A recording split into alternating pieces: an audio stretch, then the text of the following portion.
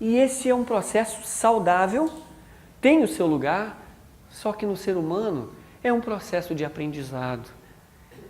E nós, como seres ainda não completos, ainda não plenos dessa beatitude ilimitada, fazemos da busca do prazer, da busca por experiências, atos, nós tomamos atitudes e buscamos coisas que aparentemente nos dariam muito prazer, mas que pela experiência em si, ela acaba nos trazendo dor.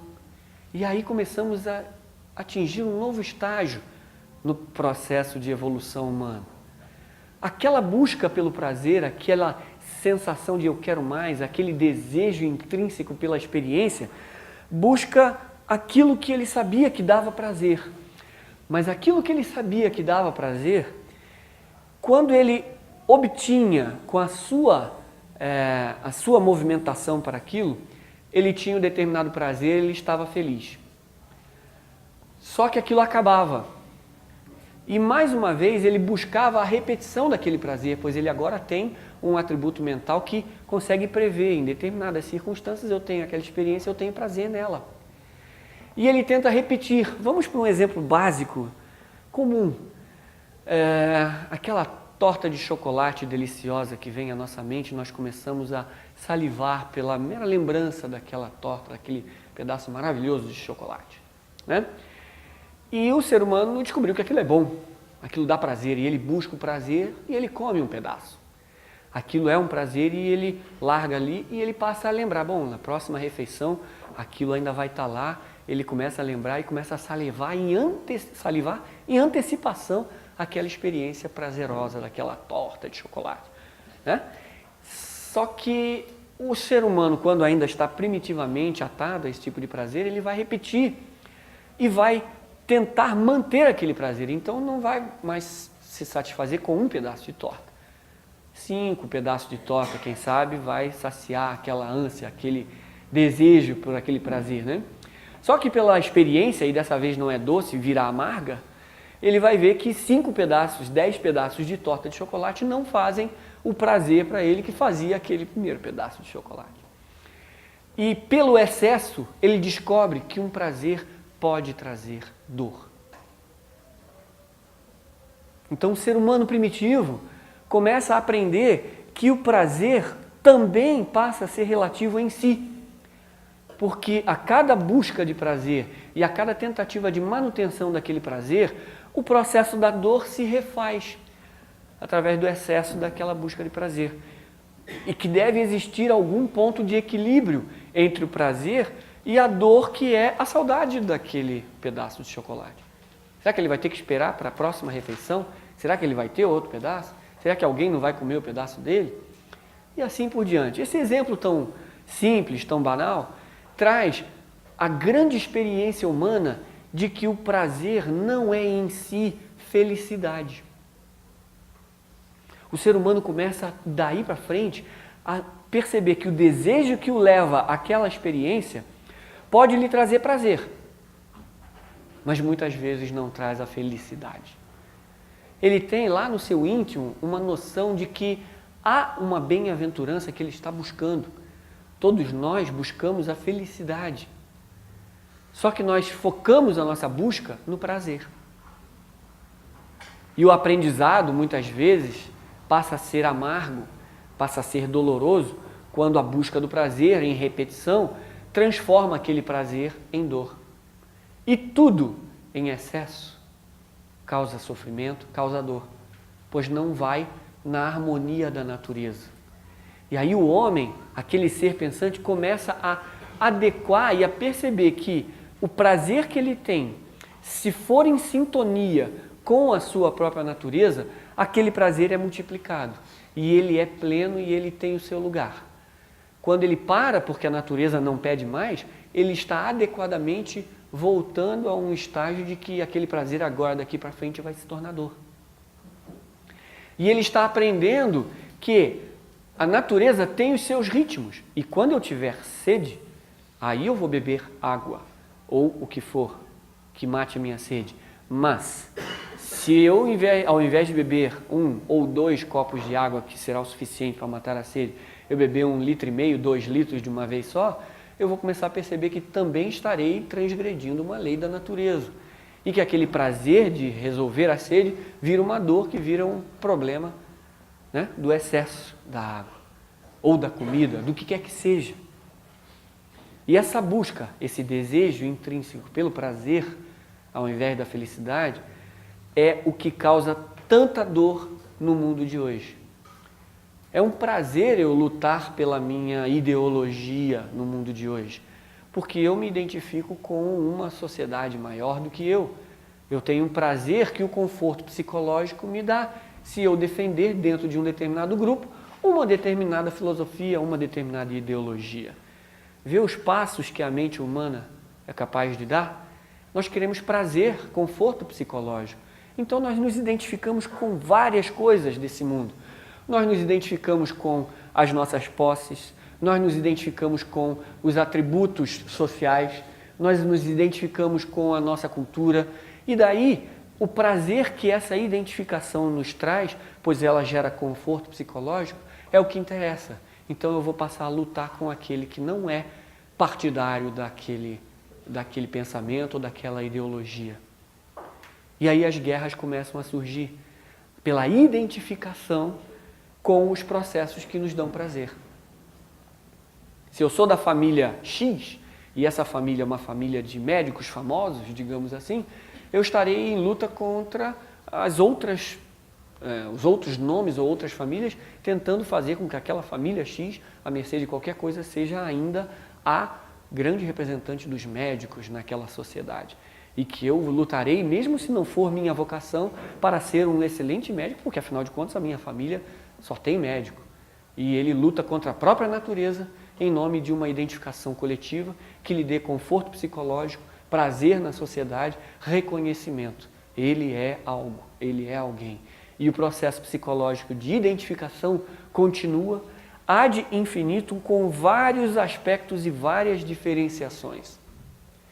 E agora existem os seres humanos lutando pelas suas convicções, pelas suas ideias, pelas suas opiniões, e o mundo passa a ser um palco onde estaremos sempre lutando contra aqueles que não concordam com nossas opiniões, contra aqueles que estão fora do nosso círculo de identificação e com aqueles que nos colocam no estágio de preconceito, que nós temos um conceito de que eles são diferentes, errados, logo inimigos.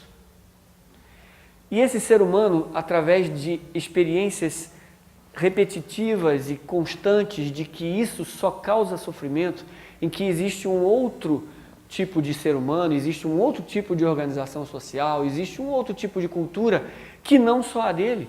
E ele, depois de muitas guerras, de muitas lutas, de muito sofrimento causado a si e aos que o cercam pela luta por essa identificação dele, que lhe dá prazer, ele pode começar a perceber que existe um tipo diferente de indivíduo que não necessariamente seja errado, que não necessariamente seja antagônico a ele, e que não necessariamente alguém que pensa diferente vai estar pensando em oposição a ele.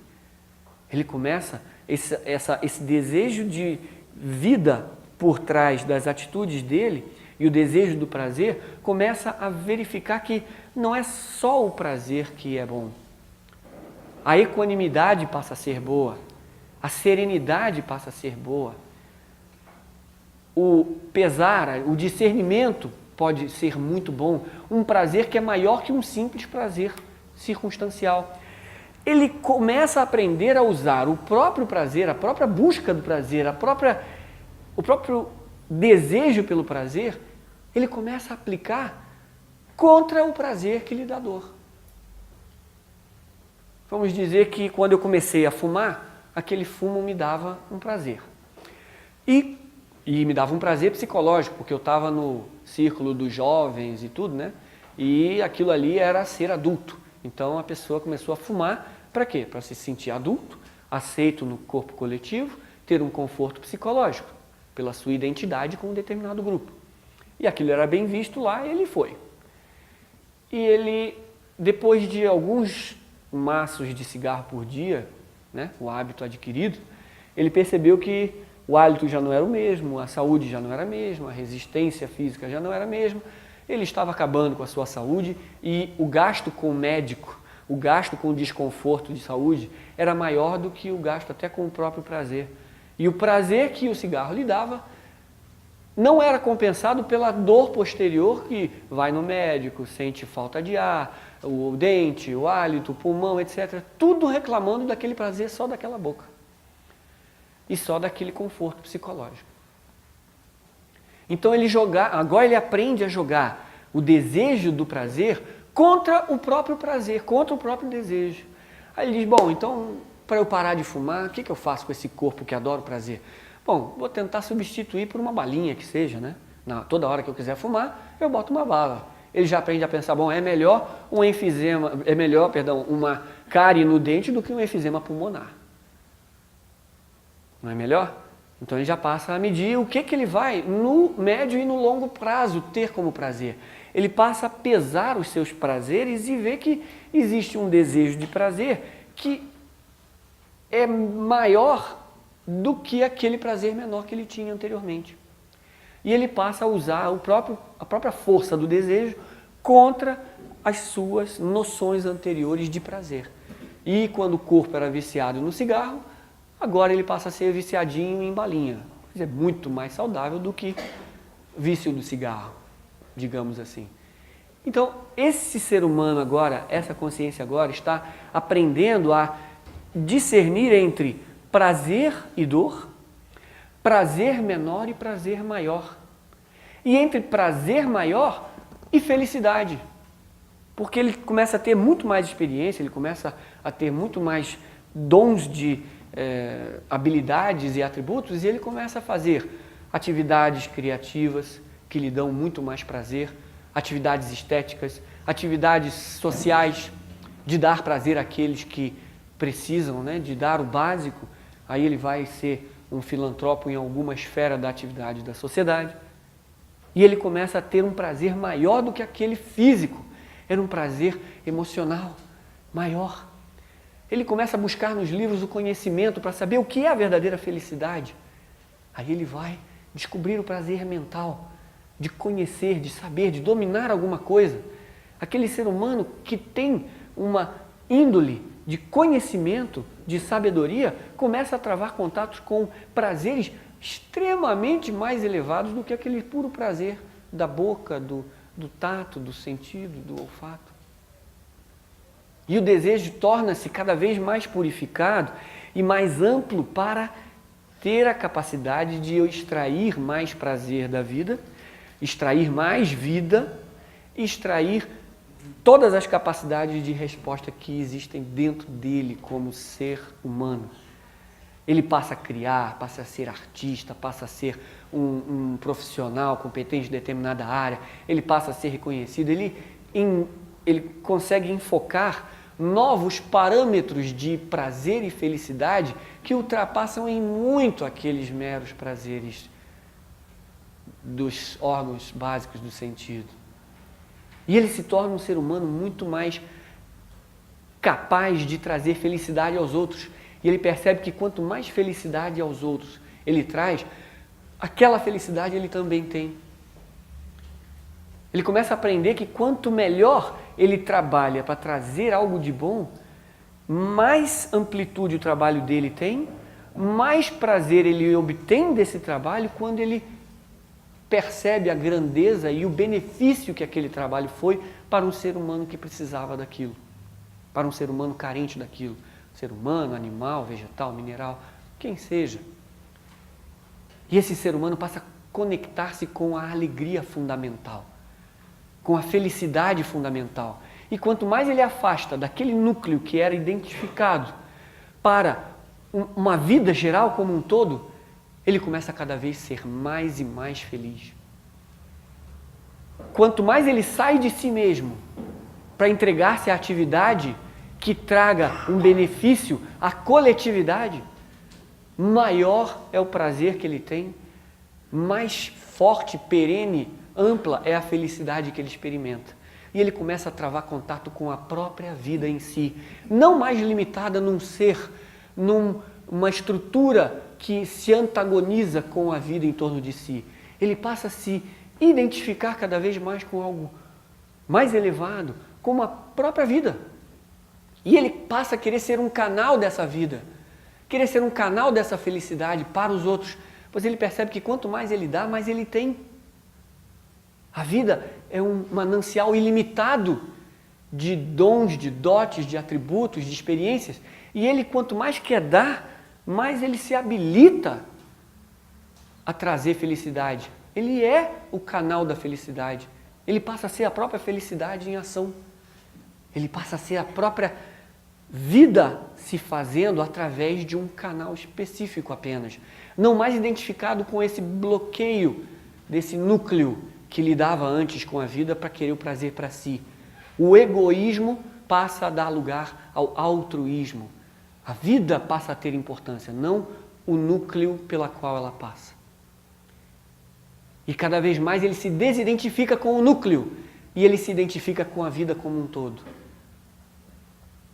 E eu queria trazer o pensamento de um grande filósofo, um grande instrutor da humanidade, que se chamava Jiddu Krishnamurti.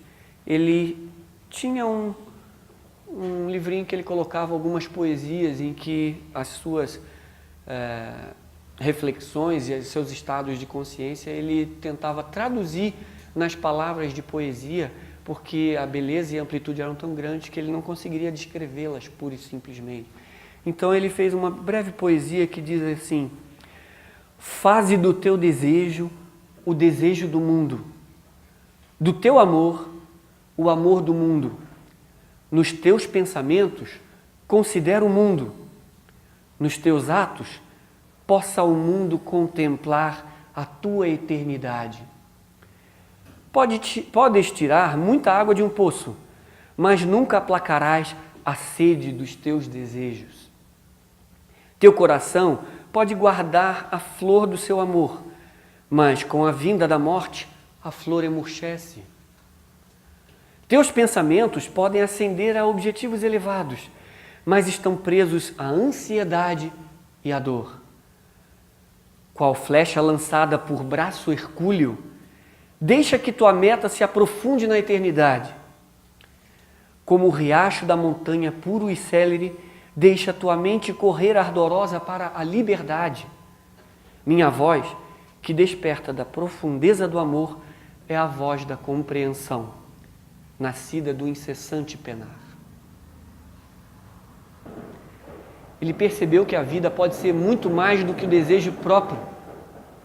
Ele percebeu nessa breve poesia o como que a vida, depois de tanto penar buscando a satisfação do núcleo egóico, é inútil e só leva ao sofrimento. E quanto mais ele trava com a vida por excelência, mais felicidade ele tem, propiciando mais felicidade aos outros indivíduos, aqueles que buscam a sabedoria, buscam se livrar da ignorância.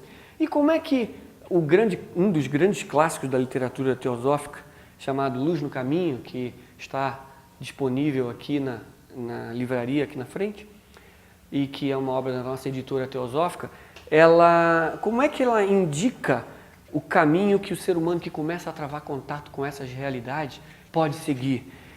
É uma obra maravilhosa em termos até de paradoxos. Ela é escrita para que se saia da amplitude da mente comparadora, discernidora, assim, de polos de opostos apenas, e que transcenda esse seu limite de atuação e que vá para um mundo pleno de vida, de alegria e de gozo da bem-aventurança. E essa obra começa com algumas coisas interessantes. Ela começa com uma palavra assim, depois de algumas indicações, ela diz assim: mata a ambição. Mas logo após ela diz assim: mata o desejo de viver. Parece um absurdo, como é que eu não quero me suicidar, né? Mas é um desejo de viver. E ele pede: mata todo sentido de separação. mata o desejo de conforto. Mas aí ela explica, trabalha como aqueles que são ambiciosos. Respeita a vida como aqueles que a desejam. Ser feliz como os que vivem em função da felicidade. Ele pede para você matar coisas e ser alguma coisa mais do que buscar coisas para si mesmo. Mata a ambição. Aquele que ambiciona para si, né? E ele diz, mais adiante, mata o desejo de sensação, essa busca básica por apenas desejo. Nessa busca nós assassinamos por ciúme, nós assassinamos já por inveja no passado, nós já fizemos um monte de coisa em busca da sensação. Na lascívia nós causamos dor a muita gente no passado. Mata a fome de crescimento, pede também o grande mestre aqui. Mas aí ele diz, poxa, depois de matar tanto, ele continua, deseja somente o que está dentro de ti. Deseja somente o que está além de ti, paradoxalmente. Deseja somente o que é inalcançável. Aí vai se explicar. Pois dentro de ti está a luz do mundo, a única luz que pode ser projetada sobre o caminho. Se fores incapaz de percebê-la dentro de ti, é inútil procurá-la em outra parte. Está além de ti, porque quando a alcançares, já te perdeste. É inatingível, porque sempre recua. Entrarás na luz, mas nunca tocarás a chama. E aí ele vai com outros desejos. Deseja ardentemente o poder. Deseja fervorosamente a paz. Deseja posses acima de tudo. Mas aí ele explica, essas posses devem pertencer somente à alma pura e devem ser possuídas, portanto, igualmente por todas as almas puras, sendo assim propriedade especial do todo apenas enquanto unido. Deseja aquelas posses que podem ser mantidas pela alma pura para que acumules riquezas para aquele espírito uno da vida, que é o teu único e verdadeiro eu. A paz que deves desejar é aquela paz sagrada que nada pode perturbar e na qual a alma desabrocha da mesma forma que a flor santa sobre as lagoas tranquilas. E o poder que o discípulo deve cobiçar é aquele que fará com que ele apareça como nada aos olhos dos outros. Notamos que existe um movimento de desejo constante no processo evolutivo da vida, mas que no estágio em que a alma começa a buscar pela verdadeira felicidade, o desejo não serve mais, porque ele está impregnado de egoísmo, ele está autocentrado e esse desejo não mais dá a felicidade, ele dá apenas prazer, é muito pouco. Ele já conheceu o verdadeiro prazer da vida, é de se colocar uno com a vida, com a consciência divina, com o todo, com a humanidade como um todo. Ele passa a buscar a felicidade por excelência, não mais para si, mas para a humanidade, como uma coletividade única. E esse caminho do mata, mata, mata, para o deseja, são desejos de coisas que não são pessoais. E há uma definição interessante no livro do Sr. Taimni, também estudado aqui na Sociedade Teosófica, e que ele diferencia a palavra desejo, didaticamente, da palavra vontade espiritual. Ela é desejo enquanto está atada à individualidade, à parte egocêntrica, ao egoísmo. Aquele desejo de sensação para si, como entidade separada. Ela passa a ir se transformando em vontade à medida que esse desejo se purifica no amor divino, no amor pelo bem-estar do todo, no amor pela humanidade como um todo. E aí passa a ser vontade, vontade espiritual.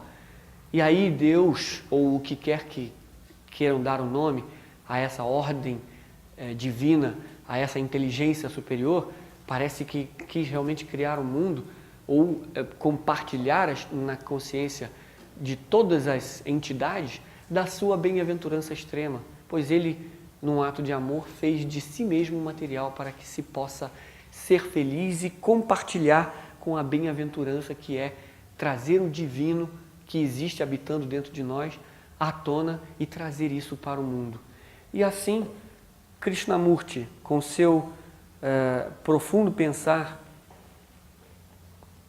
ele fala, numa outra poesia mais adiante, um sonho nasce de uma multidão de desejos, quando a mente estiver tranquila, não atormentada pelo pensamento, quando o coração for casto, cheio de um amor puríssimo, então, ó amigo, além da ilusão das palavras, descobrirás um mundo.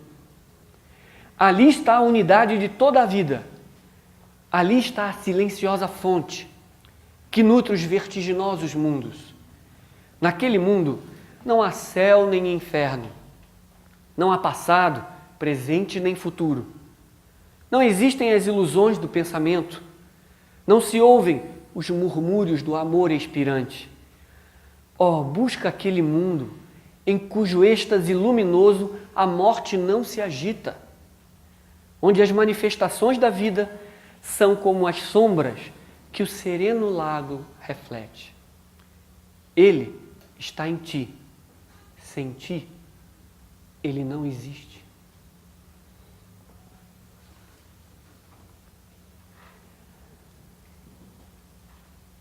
Ao buscar aquilo que vale, aquilo que é eterno, aquilo que é perene, aquilo que não tem início nem fim, aquilo que não pode ser visto, aquilo que não pode ser ouvido, aquilo que não pode ser tocado pela entidade criada para experimentar, ao buscar a verdadeira essência das coisas, toca-se na felicidade plena, toca-se na eternidade que é a divindade optando por manifestar-se ou não.